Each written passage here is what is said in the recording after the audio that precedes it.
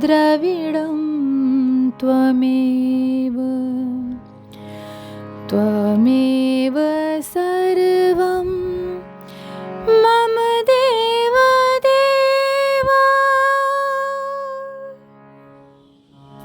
श्री गर्ग संहिता के विश्वजित खंड का 44वां अध्याय रागिनियों तथा रागपुत्रों के नाम और वेद आदि के द्वारा भगवान का स्तवन।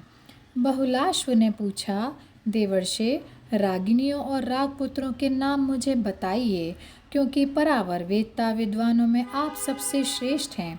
श्री नारद जी ने कहा, राजन, काल भेद, देश भेद और स्वर मिश्रित क्रिया के भेद से विद्वानों ने गीत के 56 करोड़ भेद बताए हैं। नृपेश्वर, इन सब के अंतर्भेद तो अनंत हैं। आनंद स्वरूप जो शब्द ब्रह्ममय श्री हरि हैं, इन्हीं को तुम राग समझो। इसलिए भूतल पर इन सब के जो मुख्य मुख्य भेद हैं, उन्हीं का मैं तुमसे वर्णन करता हूँ। भैरवी, पिंगला, शंकी, लीलावती और आगरी, ये भैरव राग की 5 रागिनियाँ बतलाई गई हैं। महर्षि, समृद्ध, पिंगल, मागध, बिलाबल, वैशाख, ललित और पंचम, ये भैरव राग के भिन्न भिन्न 8 पुत्र बतलाए गए हैं। मिथिलेश्वर, चित्रा, जय जयवंती, विचित्रा, व्रजमल्लारी, अंधकारी, ये मेघ मल्लार राग की 5 मनोहारिणी रागिनियाँ कही गई हैं। शामकार, सोरठ, नट, उड्डायन, केदार, व्रज रहस्य, जलधार और विहाग, ये मल्लार राग के 8 पुत्र प्राचीन विद्वानों ने बताए हैं। कंचुकी, मंजरी, टोडी, गुर्जरी और शाबरी, ये दीपक राग की 5 रागिनियाँ विख्यात हैं। विदेहराज, कल्याण, शुभ काम, गौड़ कल्याण, कामरूप, कान्हरा, राम संजीवन, सुखनामा और मंदहास, ये संगीत के विद्वानों द्वारा दीपक राग के 8 पुत्र कहे गए हैं। मिथिलेश्वर, गांधारी, वेद गांधारी, धनाश्री, स्वर्णमणि तथा गुणागरी, ये 5 राग मंडल में मालकोश राग की रागिनियाँ कही गई हैं। मेघ, मचल, मारुमाचर, कौशिक, चंद्रहार, घूंघट, विहार तथा नंद, ये मालकोश राग के 8 पुत्र बतलाए गए हैं। राजेंद्र, वैराटी, कर्णाटी, गौरी, गौरावटी तथा चतुश्चंद्र कला, ये पुरातन पंडितों द्वारा कही गई श्री राग की विख्यात 5 रागिनियाँ हैं। महाराज, सारंग, सागर और मरुत, पंचशर, गोविंद, हमीर तथा गीरभीर, ये श्री राग के 8 मनोहर पुत्र हैं। वसंती, परजा, हेरी, तैलंगी और सुंदरी, ये हिंदोल राग की 5 रागिनियाँ प्रसिद्ध हैं। मैथिलेंद्र, मंगल, वसंत, विनोद, कुमुद, विहित, विभास, स्वर तथा मंडल, ये विद्वानों द्वारा 8 हिंदोल राग के पुत्र कहे गए हैं। इस प्रकार राग मंडल के पृथक पृथक भेद बताए गए हैं। मिथिलेश्वर, यह राग रूप जो शास्त्र हैं, उसे वेदराज का विहार स्थल समझो। बहुलाश्व ने पूछा, शब्द ब्रह्मरूप श्री हरि के साक्षात स्वरूप महात्मा निगम वेद के इस भूतल पर कौन कौन से अंग हैं, यह मुझे बतलाइए। श्री नारद जी ने कहा, राजन, वेद स्वरूप श्री हरि का मुख व्याकरण कहा गया है। पिंगल कथित छंद शास्त्र उनका पैर बताया जाता है। मीमांसा शास्त्र कर्म कांड हाथ है। ज्योतिष शास्त्र को नेत्र बताया गया है। आयुर्वेद पृष्ठदेश, धनुर्वेद वक्षस्थल, गांधर्वेद रसना और वैशेषिक शास्त्र मन है। सांख्य, बुद्धि, न्यायवाद, अहंकार और वेदांत महात्मा वेद का चित्त है। राजन, ये सब तुम्हें बातें बताईं, अब और क्या सुनना चाहते हो? बहुलाश्व ने पूछा, देवर्षे, उस वेदपुर में जाकर साक्षात भगवान श्रीहरि ने क्या किया, यह मुझे बताइए, क्योंकि आप तो साक्षात दिव्यदर्शी हैं। श्री नारद जी ने कहा, राजन, यादवेश्वर श्री कृष्ण जब वेदपुर में आए, तब निगम वेद भी सरस्वती के साथ भेंट लेकर आए। गंधर्व, अप्सरा, ग्राम, ताल, स्वर तथा भेदों सहित राग भी उनके साथ थे।